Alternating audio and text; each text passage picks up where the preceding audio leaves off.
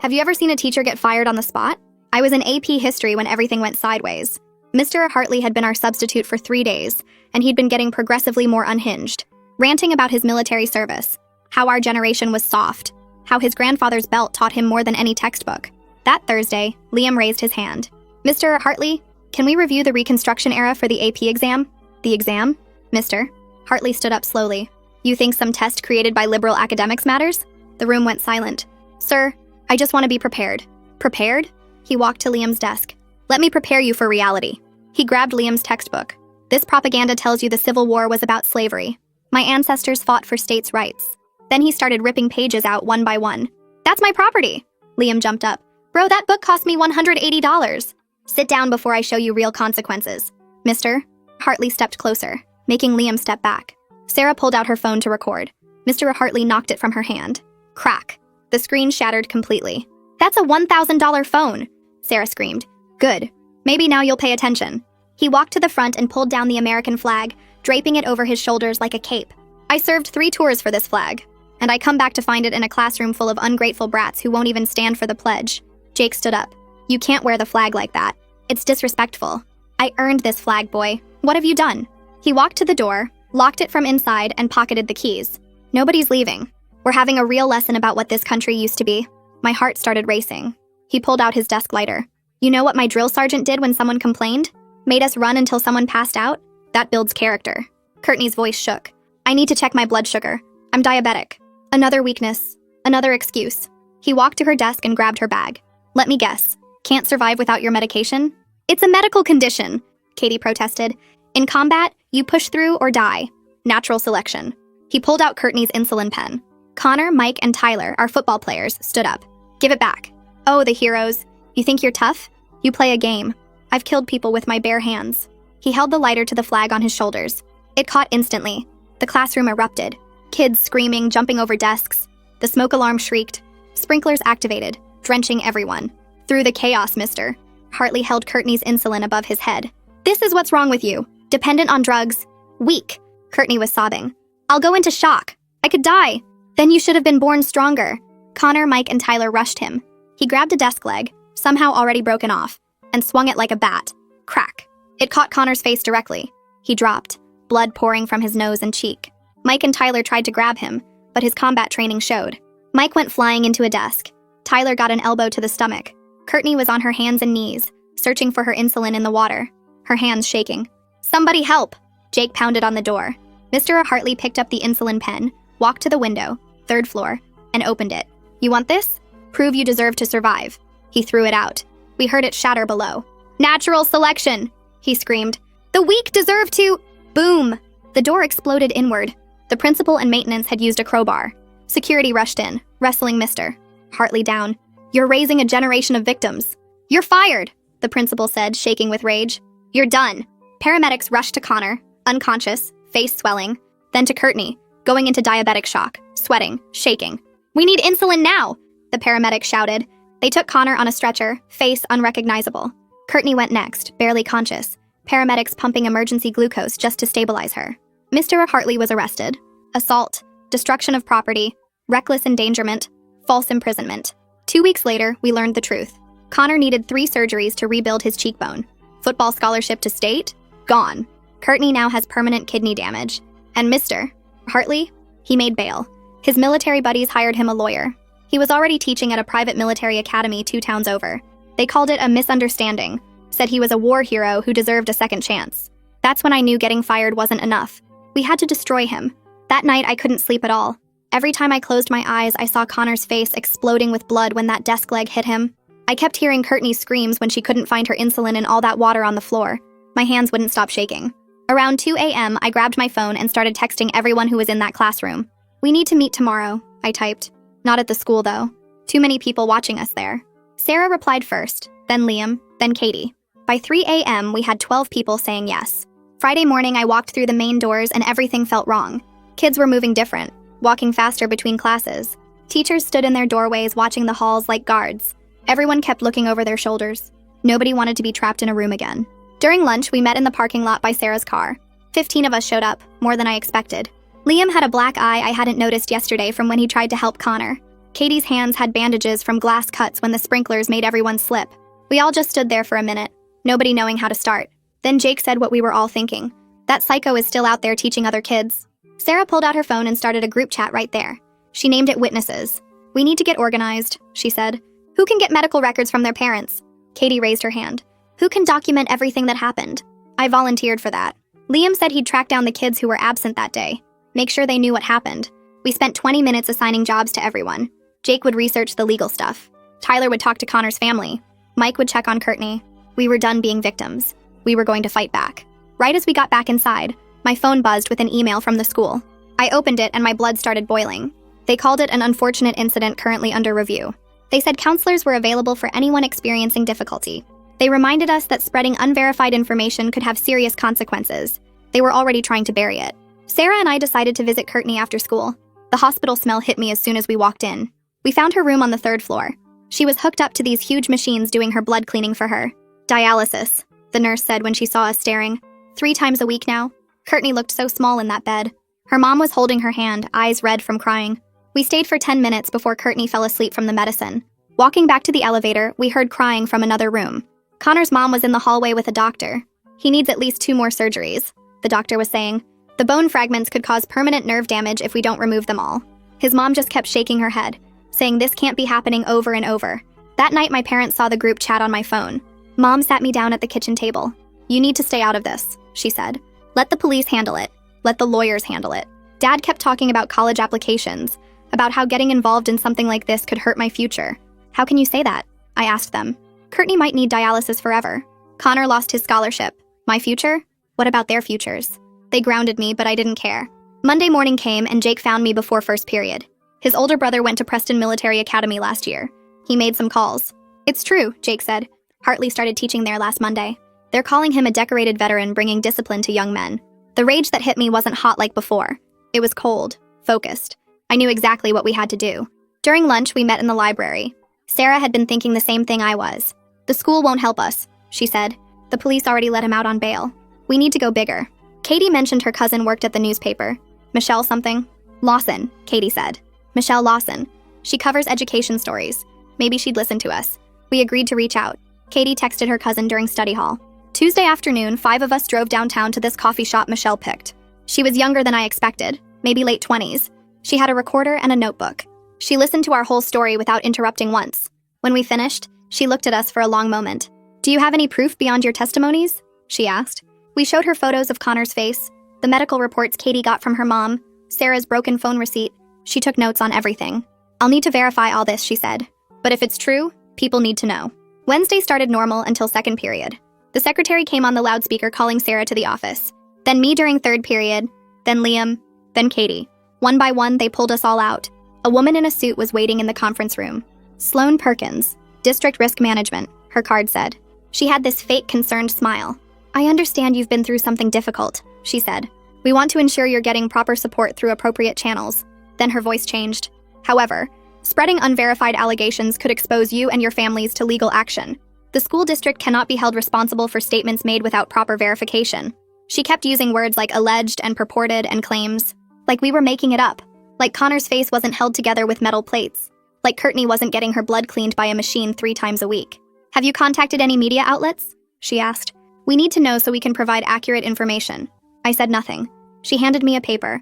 This details the proper channels for reporting concerns. Please use them instead of outside parties who might not understand the full context. When I got home, I threw the paper in the trash. Sarah's dad called me that night and said he'd set up a meeting with a lawyer friend downtown. The next morning, we drove to this old brick building where Malcolm Green had his office on the 3rd floor. He was younger than I expected, maybe 35, with stacks of papers everywhere and a whiteboard covered in case notes. Sarah's dad explained everything while Malcolm took notes on a yellow pad. When we finished, Malcolm leaned back in his chair and rubbed his eyes. He told us civil cases take months, sometimes years, not the quick justice we wanted. The system moves slow on purpose, he said, to give both sides time to build their cases. Even with clear evidence like Connor's medical records and Courtney's kidney damage, we were looking at depositions, discovery phases, motions, counter-motions. My stomach sank hearing him explain how Hartley's lawyer would drag everything out, question every witness, challenge every piece of evidence. Thursday night came exactly 1 week after the attack, and we all met at Katie's house. Her mom had this huge dining table where we spread everything out. Liam had collected the torn textbook pages from the classroom floor after the paramedics left. Katie printed Connor's hospital photos from his mom's phone, his face so swollen you couldn't recognize him. Sarah had screenshots of the security footage before the school deleted it. We organized everything into folders, one for medical evidence, one for property damage, one for witness statements. Katie's mom showed us how to make an index, number each document, create a timeline. My hands shook looking at the insulin pen receipt Courtney's mom gave us. $300 for something Hartley threw out a window. We worked until 2 in the morning, making copies of everything, scanning documents, backing up files to 3 different flash drives. Friday morning, I was half asleep in chemistry when my phone buzzed. Michelle Lawson calling. I stepped into the hallway and she told me she'd confirmed Hartley's employment at Preston Military Academy through 2 separate sources.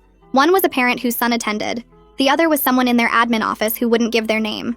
She was running a story this weekend about concerning hiring practices at private schools, but wouldn't mention us by name yet. Saturday afternoon, the article went live on the newspaper's website. Within an hour, the comment section exploded. Half the people called us spoiled brats making up stories about a war hero. The other half thanked us for speaking up, sharing their own stories about aggressive teachers. Someone tracked down my Instagram through Sarah's tagged photos and started sending messages. "You're disrespecting everyone who served," one said. Another called me ungrateful trash who didn't deserve to live in America. I made my account private, but screenshots were already spreading. Sunday morning, Jake texted the group chat that his parents were making him quit. They said it was getting too dangerous, that we were making ourselves targets. He felt terrible, but his dad threatened to take away his car and phone if he didn't stop. 3 other kids dropped out too, scared of the online harassment getting worse. We went from 15 witnesses to 8. The ones who stayed were the ones who'd seen the worst parts. Liam, whose book got destroyed. Sarah, whose phone got smashed. Katie, who watched Courtney almost die. Monday started bad and got worse. Courtney's mom called during lunch, crying. The kidney specialist ran more tests over the weekend. The damage was permanent. Courtney would need dialysis or medication for the rest of her life because one substitute teacher decided insulin made her weak. Her mom kept saying she was only 17. How could this happen to a 17-year-old? I sat in the bathroom stall trying not to scream. That afternoon, we decided to sign up for public comment at the next school board meeting in 2 weeks. Liam started working on a presentation with our timeline and evidence. I practiced what I wanted to say, writing and rewriting my statement. We knew we'd only get 3 minutes each, so every word mattered. Tuesday morning during announcements, Sloane Perkins came on the loudspeaker. Any protests or demonstrations on the school property would result in immediate suspension, she said. The district had a zero-tolerance policy for disrupting the educational environment. Everyone in class turned to look at me.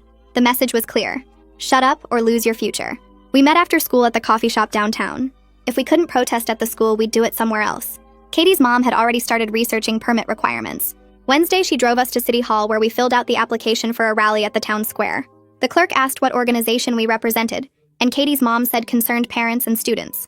Other parents had started joining our group, angry that the district cared more about avoiding lawsuits than protecting kids.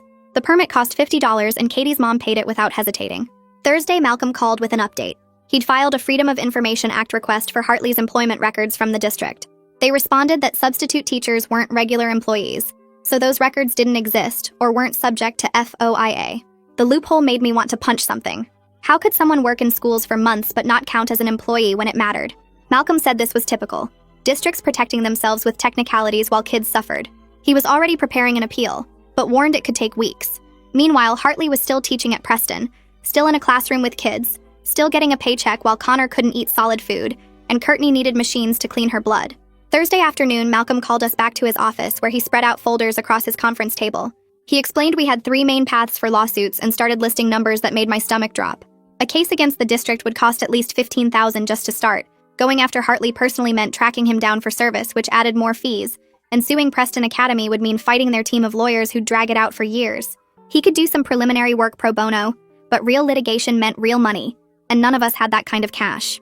My parents had already spent hundreds on therapy sessions insurance wouldn't cover, and Connor's family was drowning in medical bills, even with the district's partial coverage. Friday morning brought more bad news when Michelle texted our group chat with a screenshot of a legal letter. Preston Academy's lawyer had sent her a cease and desist, demanding she stop her defamatory reporting about their hiring practices. Michelle wasn't scared, though. She forwarded it straight to her paper's legal team and started working on her next article about schools using legal threats to silence journalists. She said the letter just proved Preston knew they'd screwed up and were trying to cover their tracks. Saturday, I woke up to a Facebook message from someone named Blake Burgess, who said he'd served with Hartley in Afghanistan and had been following our story online. He wanted to meet in person, said there were things about Hartley's military service people needed to know.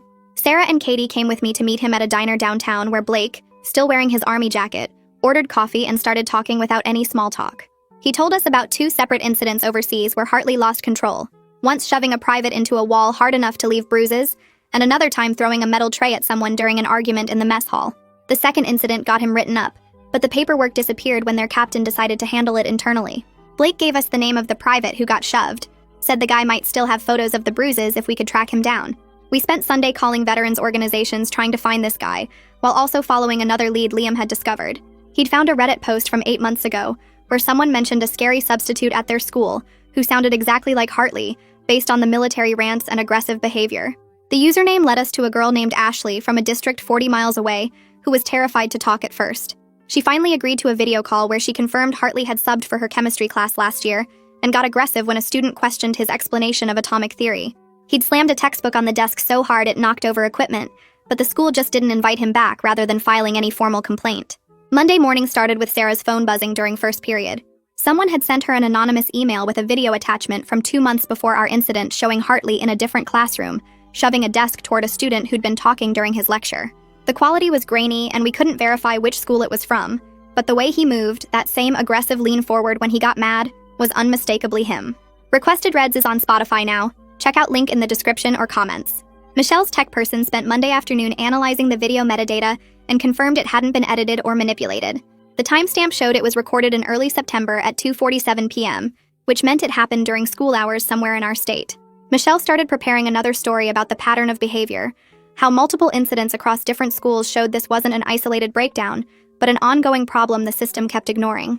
Tuesday morning, our new history substitute, Mrs. Britton, kept making pointed comments about maintaining professional boundaries and appropriate classroom management techniques. Every time she mentioned how teachers should never touch students or their property, everyone would glance at me and the others who'd been there. It felt like the administration was using her to send a message about not causing more trouble, turning our trauma into a teaching moment for other staff. Wednesday started bad when Courtney's blood sugar crashed during lunch and she collapsed in the cafeteria. The nurse barely got her stabilized with emergency glucose gel while we watched her shake and sweat just like that day with Hartley. Her monitor had been beeping warnings, but she'd been ignoring them because the sound triggered panic attacks now. Watching her suffer again, knowing this was her life forever because one man decided she was weak, made my hands shake with rage. We couldn't give up because Hartley was still out there, still in a classroom full of kids at Preston, still able to hurt someone else the way he'd hurt Courtney and Connor. That night, everything exploded at home when my parents sat me down after dinner. Mom had printed out screenshots of the threatening messages I'd been getting. Dad had a list of every news article mentioning my name, and they said if I didn't stop immediately, they'd take away my phone, my laptop, and ground me indefinitely. They said I was putting our whole family at risk, that Dad could lose his job if his company thought we were troublemakers, that my little brother was getting bullied at middle school because of my crusade. The betrayal cut deeper than any online threat because these were the people who were supposed to support me, who taught me to stand up for what's right, and now they wanted me to shut up and let Hartley keep teaching just to keep things comfortable for them. Thursday morning, I walked into school feeling completely alone after my parents basically sided with the system over their own kid. The hallways felt different now with everyone watching me and whispering about the news stories. During lunch, Sarah showed me a message from the school office saying the psychologist Amy Quick wanted to meet with our whole group for counseling. Jake immediately said it was probably a trap to get us to say something they could use against us. Katie thought the school was just trying to cover themselves legally by offering help they knew we wouldn't take. But I was so tired from not sleeping and fighting with my parents that I just wanted someone to listen who wasn't trying to shut us up. We agreed to at least hear what she had to say and filed into her office after school. Amy didn't sit behind her desk, but pulled her chair into our circle, which already felt different from other adults.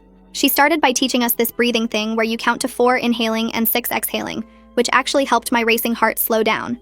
Then she explained how our brains were stuck in fight mode after what happened, and that's why we kept having nightmares and panic attacks. She showed us how to press our feet into the floor and name 5 things we could see to stop the flashbacks.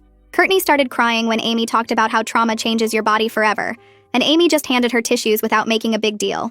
She gave us each a card with her personal cell number and said we could text anytime, even at 3 in the morning if we were having a bad night. Walking out, I realized she was the first adult who actually seemed to care about us more than protecting the school. Friday morning, Malcolm called me before school to say he was filing the official notice of claim against the district, which was the first legal step toward a lawsuit.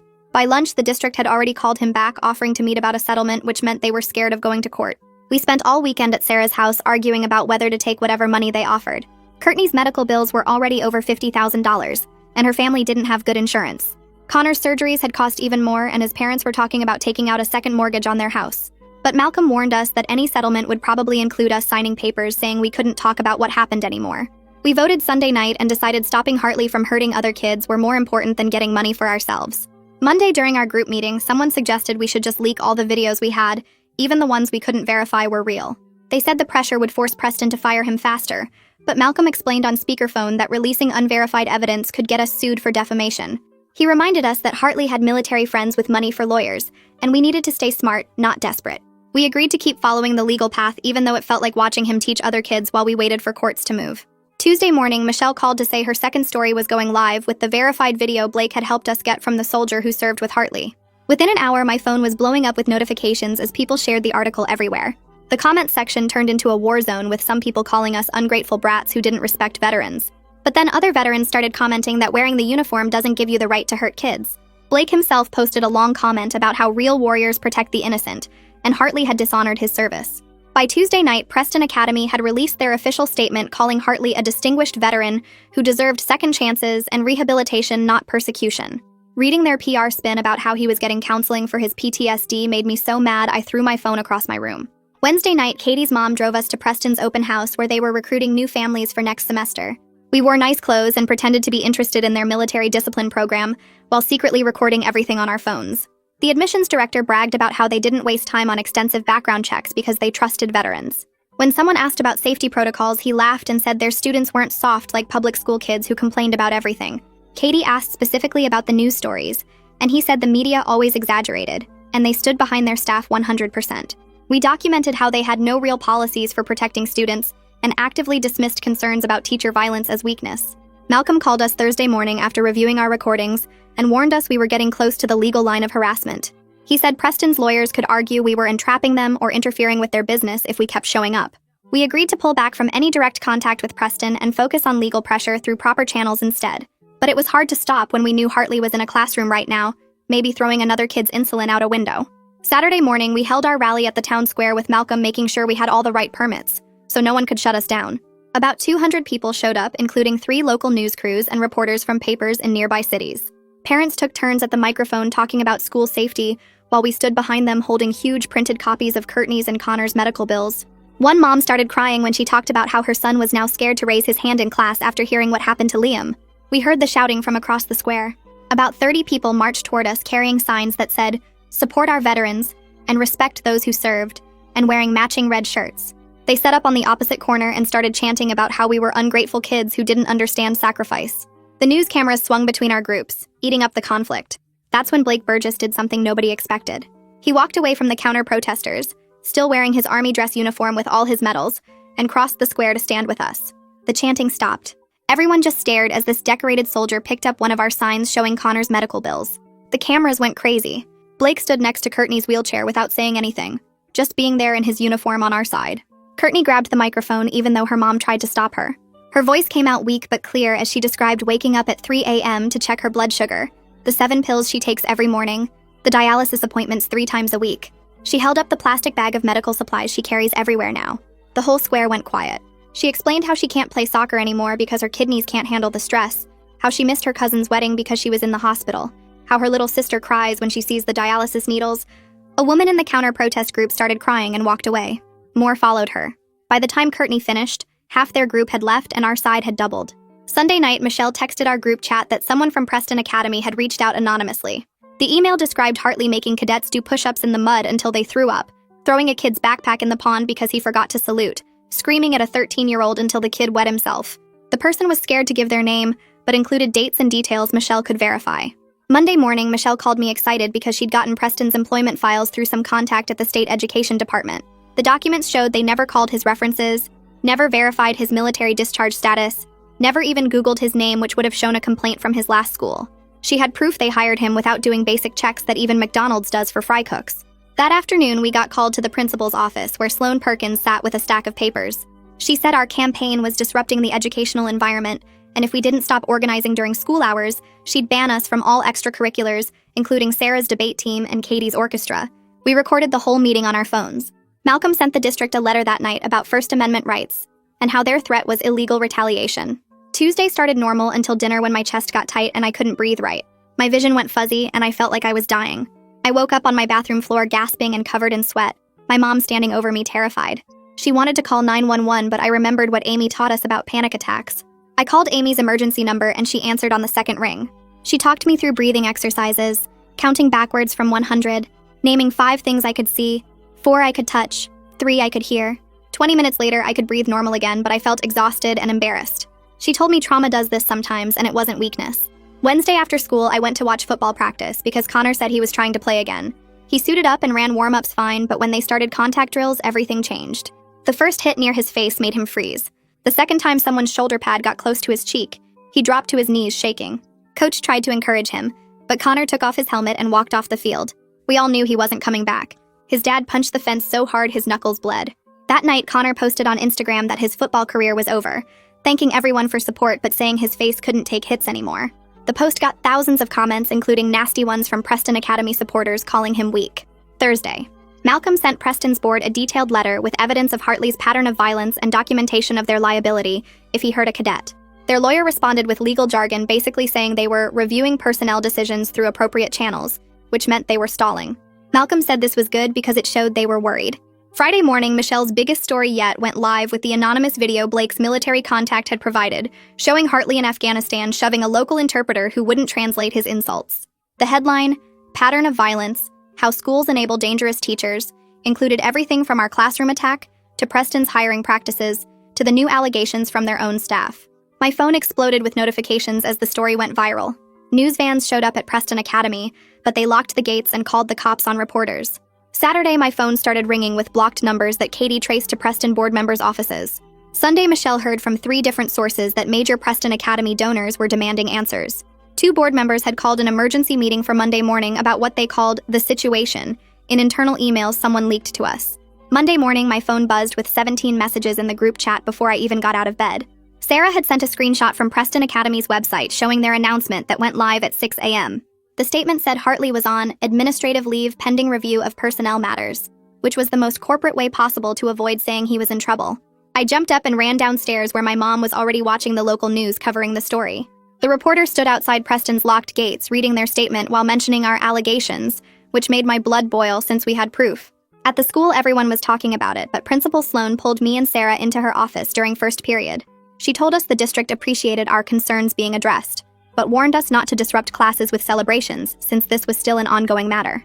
Sarah recorded the whole conversation on her phone hidden in her pocket.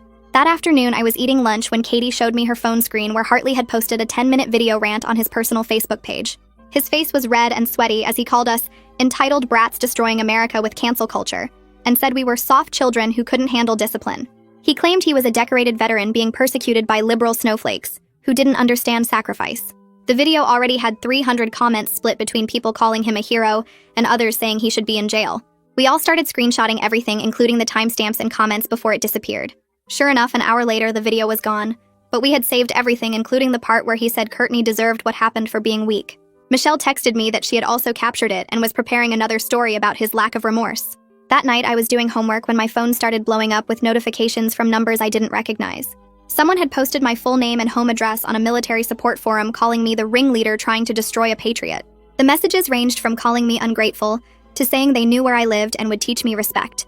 My hands shook as I showed my parents, who immediately called the police. Sarah texted that the same thing was happening to her with her address posted on 3 different sites.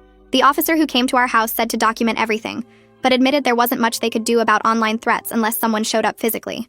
Malcolm called that night and walked us through filing formal police reports with case numbers for documentation. He said this harassment proved Hartley's supporters were dangerous and would help our civil case. Tuesday, we stayed home from the school on Malcolm's advice while he worked with a tech expert to trace who posted our information. My mom took time off work to stay with me while Dad installed new locks and a doorbell camera. Sarah's family was doing the same thing with her dad sleeping in the living room with a baseball bat. Wednesday, we went back to the school with the principal assigning us a security escort between classes, which made everyone stare. The doxing had made local news with Michelle's story, highlighting how victims of violence often face retaliation for speaking up. Thursday arrived with the school board meeting that had been moved to the high school auditorium because so many people wanted to attend. News vans lined the parking lot, and protesters held signs both supporting and condemning Hartley outside. Inside, the auditorium was packed with parents, students, reporters, and community members, filling every seat and standing along the walls. When my name got called for public comment, my legs felt weak walking to the podium. My hands shook holding the papers, but my voice stayed steady as I read every line of Courtney's medical bills out loud. $23,000 for the emergency room visit, $8,000 for kidney function tests, $1,200 per month for new medications, $3,500 for each dialysis session when her kidneys acted up. The room went completely silent except for someone crying in the back row. I explained how one man's violence created lifetime medical debt for a 17-year-old girl who just wanted to check her blood sugar. I held up the stack of bills that was 3 inches thick and said this was only 5 months' worth. When I sat down, the board members looked uncomfortable shifting in their seats. After 2 hours of public comments, the board voted unanimously to launch an independent investigation into the hiring and supervision of substitute teachers. They also established an emergency medical fund for students injured during the incident, starting with $50,000. It wasn't enough to cover everything, but it was more than we expected. Friday morning, Courtney's mom called crying because the district's insurance had approved covering Courtney's new treatment plan, including weekly appointments with a kidney specialist. The insurance company apparently decided covering treatment was cheaper than a potential lawsuit for failing to protect students. Courtney would still need medications forever, but at least she could afford them now. That afternoon, Connor texted our group that he was meeting with a recruiter from the local junior college about their football program. The recruiter had reached out after seeing the news stories and wanted to offer Connor something even though he couldn't play anymore. Connor's dad drove him to the meeting where they offered him a position as assistant defensive coach while taking classes with a partial scholarship. It wasn't playing for state, but Connor could still be part of football and get an education. He accepted immediately and posted about it online, thanking everyone for their support. Meanwhile, the state education department had been investigating Hartley's credentials after receiving our evidence package. Monday, they announced he was permanently added to their substitute teaching ban list, meaning he couldn't teach in any public school in the state. The determination letter cited demonstrated pattern of violence and endangerment of students as the reason. Malcolm filed our official civil lawsuit Tuesday morning with the court clerk, naming Hartley, the school district, and Preston Academy as defendants. The case sought damages for medical costs, pain and suffering, and punitive damages for gross negligence in hiring. Court dates were set for spring, which meant months of depositions and discovery, but Malcolm said our evidence was strong. He warned us Hartley's lawyer would try to make us look bad, but we were ready for that fight. 2 weeks later, Michelle called with amazing news that she had won a state journalism award for her series on institutional failures protecting dangerous teachers. The award ceremony was next month, and she wanted us to attend as her guests since we made the story possible. She kept saying we showed incredible courage, but honestly, she was the one who made people actually listen, instead of dismissing us as dramatic teenagers. The award came with a $5,000 prize that Michelle immediately donated to Courtney's medical fund, which made Courtney cry when she found out. Preston Academy had gone completely silent, refusing all media requests and keeping their gates locked to visitors. We heard from parents there that multiple families had withdrawn their kids, and several major donors had pulled funding. The board was meeting weekly in emergency sessions trying to figure out damage control while their lawyers dealt with our civil suit. 3 nights later, I sat at my desk staring at all our evidence spread out and felt something shift inside me. We'd been so focused on destroying Hartley, but looking at Courtney's medical bills and Connor's surgery photos made me realize that wasn't even possible. You can't destroy someone who's already broken enough to hurt kids. The real fight was making sure he never got another classroom. I texted the group suggesting we push for statewide policy changes instead of just going after one man. Everyone agreed immediately because they were exhausted from the personal attacks, but still wanted change. Blake called me the next morning saying he'd written up everything about Hartley's military incidents in a sworn statement for Malcolm's civil case. He described 2 separate times Hartley lost control overseas, including hitting a private who questioned orders and threatening a medic with a knife during a PTSD episode. Blake said having a veteran on our side would change how people saw us, because it proved we weren't against the military, just against people using service as an excuse for violence. He drove over that afternoon to sign the papers in front of a notary at Malcolm's office.